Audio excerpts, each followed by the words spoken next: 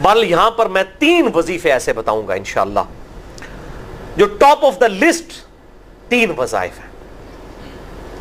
مصیبت اور پریشانی میں تکلیف دور کرنے کے لیے، سنت وظائف آپ صلی اللہ علیہ وسلم کی طرف سے تعلیم فرمائے ہوئے۔ پہلا وظیفہ ہے یہ لا الہ الا انت سبحانک انی کنت من الظالمین کا۔ لا الہ الا انت سبحانک، نہیں ہے کوئی معبود سوائے تیرے اور تو تو پاک ہے اللہ، تو تو غلطی کر ہی نہیں سکتا۔ انی کنت من الظالمین، بے شک میں ہی خطا کار ہوں، میں ہی ظلم کرنے والا ہوں، میں ہی غلطی کرنے والا ہوں۔ جامعہ ترمذی میں انٹرنیشنل نمبر کے مطابق 3505، مشکات میں 2292 نمبر یہ حدیث ہے، اور قرآن حکیم میں تو ہم پڑھ چکے ہیں سورۃ الانبیاء آیت نمبر 87 اور 88 میں آپ صلی اللہ علیہ وسلم نے ارشاد فرمایا کہ یونس علیہ السلام نے مچھلی کے پیٹ میں اپنے رب کو ان الفاظ کے ساتھ پکارا تھا، لا الہ الا انت سبحانک انی کنت من الظالمین۔ اور پھر آپ صلی اللہ علیہ وسلم نے فرمایا کہ جو کوئی شخص اپنے کسی بھی معاملے میں، کسی بھی پریشانی میں اس دعا کے ذریعے اللہ کی طرف متوجہ ہو، اللہ تعالیٰ اس کی دعا کو قبول فرما لیتا ہے۔ اور قرآن میں بھی آ گیا نا کذالک ننجی المؤمنین، اور کتنا بڑا فتویٰ آیا میرے بھائیوں سورہ الصافات 143 144، فلولا انہ کان من المسبحین، اگر یونس ہمیں ان الفاظ میں ہماری تسبیح نہ کرتا للبث فی بطنہ الی یوم یبعثون، تو مچھلی کے پیٹ میں قیامت تک مچھلی کے پیٹ میں رہتا اگر اس طرح نہ ہمیں پکارتا، اس کی قبر مچھلی کا پیٹ بن جاتی۔ یعنی یہ اتنا عطاب، اور وہ دور ہو گیا اس دعا سے، بہت بڑے اسماء اعظم میں سے ہے۔ تو یہ بہترین دعا، بہترین وظیفہ، اسماء اعظم میں سے بہترین چیز، اور سب سے بڑھ کر جو میں نے بات کی کہ بہترین استغفار، اللہ سے توبہ مانگنے کا بہترین ذریعہ۔ آپ دیکھیں اللہ تعالیٰ کی کوالٹی کو کس طریقے سے انہوں نے اپنے لیے جو ہے وہ ذریعہ بنایا نجات کا۔ کہتے ہیں نا وہ کسی کے انسٹنکٹ پہ بات کرنا، کسی کی جبلت پہ، انہوں نے اللہ تبارک و تعالیٰ کی ایک خاص کوالٹی تھی جس کے ساتھ انہوں نے اللہ کی طرف دعا کی۔ وہ کیا؟ بڑی انٹلیکچوئل دعا ہے، لا الہ الا انت، اے اللہ تیرے سوا کوئی معبود نہیں ہے۔ یہ توحید کو پہلے نمبر پہ لے گئے۔ انت سبحانک، اے اللہ تو پاک ہے، تو غلطی کر ہی نہیں سکتا کیونکہ تو پاک ہے۔ انی کنت من الظالمین، میں تو انسان ہوں، میں تو غلطی کروں گا۔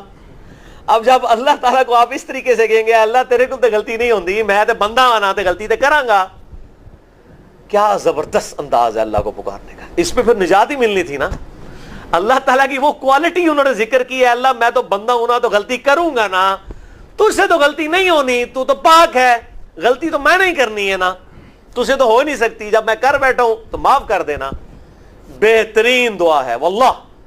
بہترین استغفار ہے، اور صحیح بخاری اور مسلم کی متفق علیہ حدیث ہے، جب آپ تشہد میں بیٹھو تو درود شریف کے بعد جو اپنے رب سے چاہو مانگو، اس میں یہ دعا بھی آپ اپنے اوپر لازم کریں۔ یہ اسماء اعظم میں سے ہے، اپنی دعاؤں میں اس دعا کو کریں۔ دعا کی قبولیت کے لیے یہ آپ سمجھیں اللہ تعالیٰ کی طرف سے کیٹالسٹ ہے، جسے ہم وہ کیمسٹری میں کہتے ہیں کیٹالسٹ، کیمیکل ریئیکشن کو تیز کرنے والا، یہ کیٹالسٹ ہے۔ لا الہ الا انت سبحانک انی کنت من الظالمین۔ دوسرا وظیفہ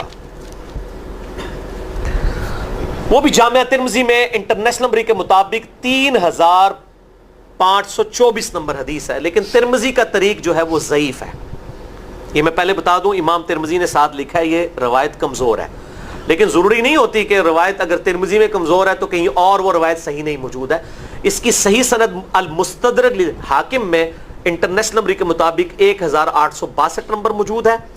اور سنن نسائی الکبریٰ میں 10492 نمبر ہے، اور مشکات میں بھی 2454 نمبر حدیث ہے انٹرنیشنل نمبر کے مطابق۔ تو صحیح سند المستدرک للحاکم اور سنن نسائی الکبریٰ کے اندر موجود ہے، اور وہ وظیفہ ہے انس ابن مالک کہتے ہیں اور سعد ابن ابی وقاص کہتے ہیں رضی اللہ تعالی عنہما وعلیہم السلام کہ آپ صلی اللہ علیہ وسلم کو جب کبھی کوئی تکلیف یا پریشانی پہنچتی تو آپ صلی اللہ علیہ وآلہ وسلم ہمیشہ ان الفاظ میں اپنے رب کو پکارا کرتے ہیں۔ یا حی یا قیوم برحمتک استغیث، اے خود سے زندہ ہر چیز کو تھامنے والے،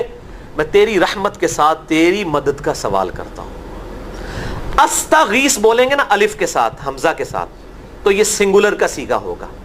اور اگر ہم بولیں گے نستغیث نون کے ساتھ تو یہ جمع کا صیغہ بن جائے گا۔ کتنی بہترین دعا ہے، اے خود سے زندہ ہر چیز کو تھامنے والے، میں تیری رحمت کے ساتھ تیری مدد کا سوال کرتا ہوں۔ تو یہ بھی اسماء اعظم میں سے ہے۔ بہرحال یہ دوسرا وظیفہ ہو گیا۔ اب تیسرا وظیفہ جو ہے کمال وظیفہ، صحیح بخاری میں موجود ہے، انٹرنیشنل نمبر کے مطابق 4563 نمبر۔ ابن عباس رضی اللہ تعالی عنہما کہتے ہیں وعلیہم السلام، وہ کہتے ہیں کہ سیدنا ابراہیم علیہ السلام کو جب آگ میں پھینک رہے تھے نا، تو ابراہیم علیہ السلام نے اس وقت کہا تھا حسبنا اللہ ونعم الوکیل، ہم نے اللہ ہی پر بھروسہ کیا اور وہی بہتر کارساز ہے۔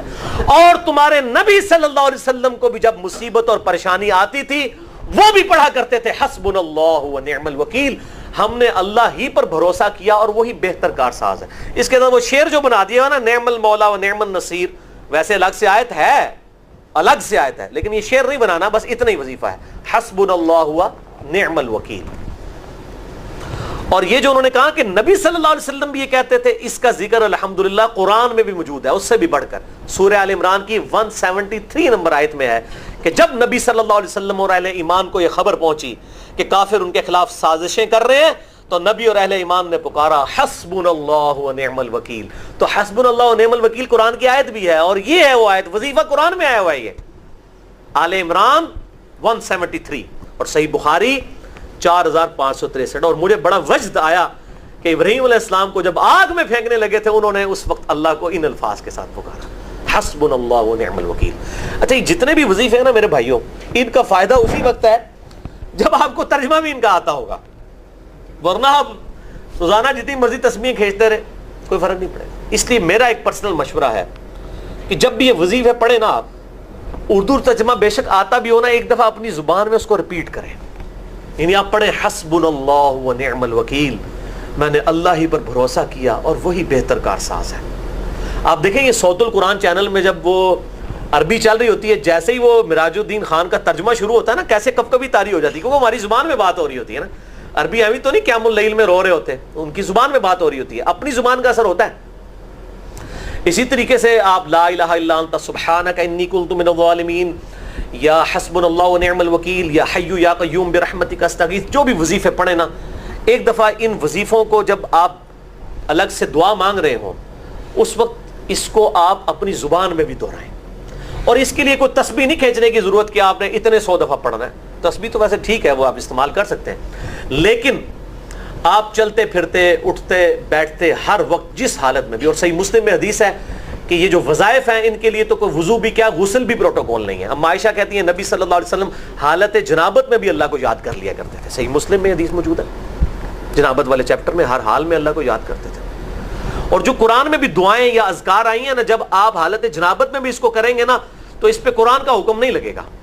تو جامعہ ترمذی اور ابو داؤد میں جو حدیث ہے کہ حضرت علی کہتے ہیں نبی صلی اللہ علیہ وسلم کو حالت جنابت کے علاوہ کوئی اور حالت قرآن پڑھنے سے مانے نہیں ہوتی تھی، تو اس سے مراد قرآن کی تلاوت ہے۔ اگر قرآن کی دعائیں جیسے ہیں بسم اللہ الرحمن الرحیم، یہ بھی تو قرآن ہے، سبحان اللہ بھی تو قرآن ہے، الحمدللہ بھی تو، یہ اذکار جو ہے نا، جب آپ اذکار کی نیت سے پڑھ رہے ہوں گے پھر یہ قرآن نہیں شمار ہوں گے، ذکر شمار ہوں گے، اور اس کے لیے نہ وضو پروٹوکول ہے اور نہ غسل کا ہونا ضروری ہے، ہر حال میں اللہ کو یاد کریں۔